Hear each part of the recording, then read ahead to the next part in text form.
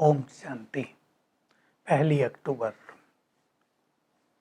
बाबा आज हम सभी को चार्ट लिखने की प्रेरणा दे रहे हैं। चार्ट को हिंदी में पोता मेल कहते हैं।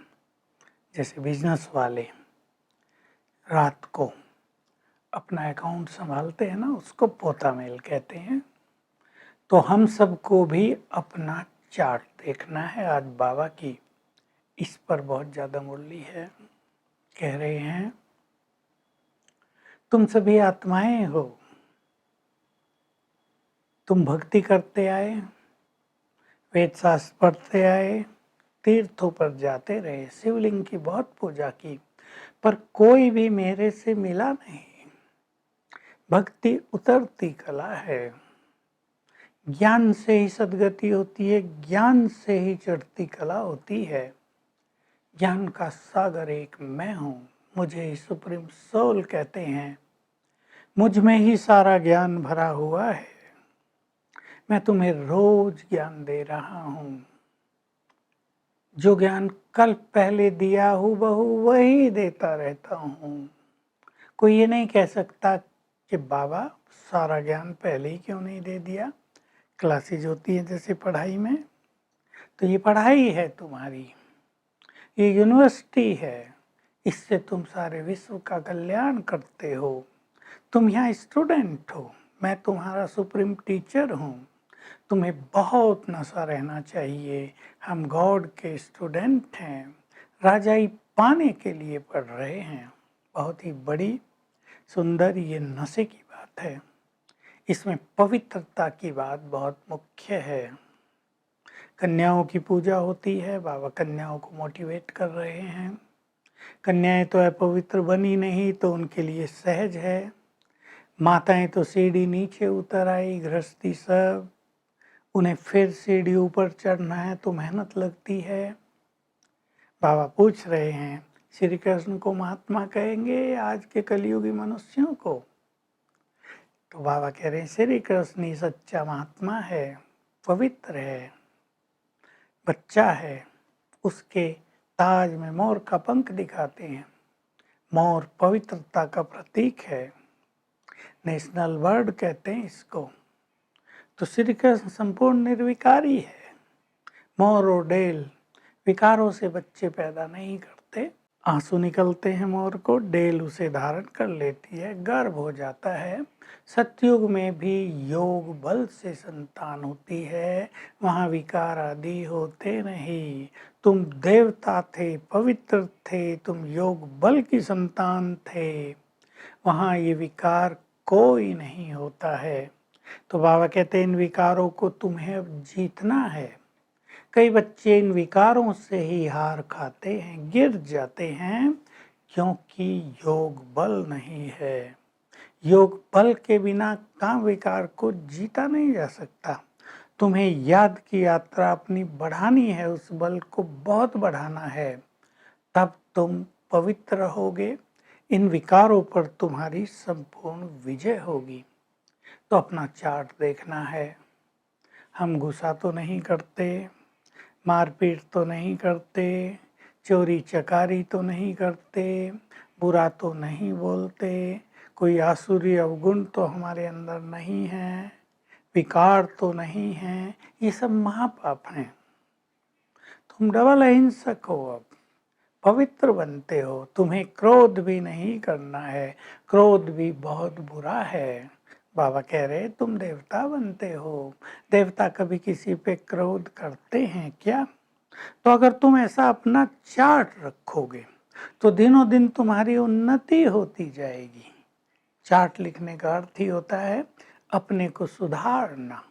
और अगर तुम चार्ट नहीं लिखते हो तो तुम्हारी उतरती कला होती जाएगी, क्योंकि तुम्हें पता ही नहीं चलेगा हम में क्या गलती है। तो हम सभी को चार्ट अवश्य लिखना है। याद हम कितना किया बाबा को, किसी को दुख तो नहीं दिया, गुस्सा तो नहीं किया, परचिंतन तो नहीं किया, टाइम वेस्ट तो नहीं किया। ये सब बातें हमें चार्ट में लिख लेनी हैं। तो चार्ट लिखने की आदत हमारी उन्नति का साधन बन जाएगी और हम निरंतर प्रोग्रेस की ओर आगे बढ़ते रहेंगे। बाबा याद दिला रहे हैं, तुम आत्माएं परम धाम में थे, वहां से नीचे आए, तुमने 84 जन्मों का पाठ बजाया, अब मैं तुम्हें फिर से भगवान भगवती बना रहा हूँ। तुम्हें बहुत नशा होना चाहिए, इस पढ़ाई पर बहुत ध्यान देना चाहिए। और एक शिक्षा और दे रहे हैं, कई बच्चे ब्रह्मा बाबा का रिगार्ड नहीं रखते। बाबा कह रहे नहीं बच्चे, ये मेरा रथ है, तुम्हें इनका बहुत रिगार्ड रखना चाहिए। जब तुम आदि देव की मूर्तियों का भी बहुत रिगार्ड रखते हो, तो जब वो चैतन्य में हैं तो तुम्हें कितना रिगार्ड रखना चाहिए। अपने बड़ों का तो रिगार्ड रखा जाता है ना, ये हमारी भारत की कल्चर भी है। सभी बाबा का रिगार्ड रखते थे, कोई कोई एक दो अहंकारी आ जाते थे साल में जो थोड़ी ऐसी भाषा बोलते थे, तो बाबा समझाते थे। बाबा कह रहे हैं परम धाम में तो आत्माओं की संख्या लिमिटेड है, वहाँ से आती रहती हैं, तब तक आती रहेंगी जब तक वहाँ आत्माएं हैं। लोग पूछते हैं ना जनसंख्या क्यों बढ़ रही है, इसका उत्तर वहाँ से आत्माएं आती रहेंगी। अब जब सब आ जाएंगी फिर तुम कर्मातीत होंगे, फिर तुम्हें सबको वापस जाना है।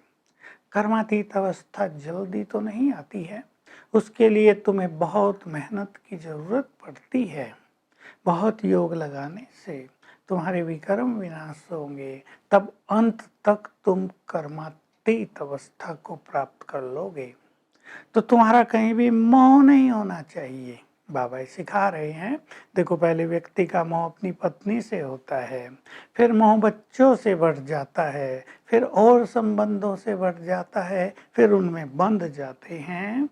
तुम्हें संपूर्ण प्यार रखना चाहिए एक शिव बाबा से, वही प्यार का सागर है, वही तुम्हें स्वर्ग की राजाई देने के लिए आया है। तो तुम्हारा उससे बहुत प्यार होना चाहिए। वरदान है, सर्व खजानों को स्वयं के प्रति और दूसरों के प्रति यूज करो तो तुम महादानी कहलाओगे।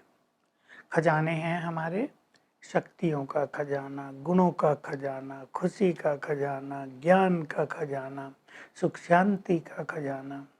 इन सब को अपने लिए भी यूज करें, माना हम इनमें रहें और सिखाएं भी दूसरों को कि कैसे वो सदा खुश रहें, कैसे ज्ञान का मनन चिंतन करें, कैसे शक्तियों का स्टॉक जमा करें, तब हम महादानी कहलाएंगे।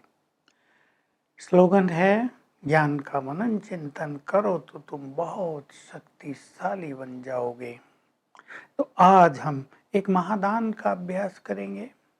संकल्प करेंगे, मैं सर्व खजानों से संपन्न आत्मा हूँ।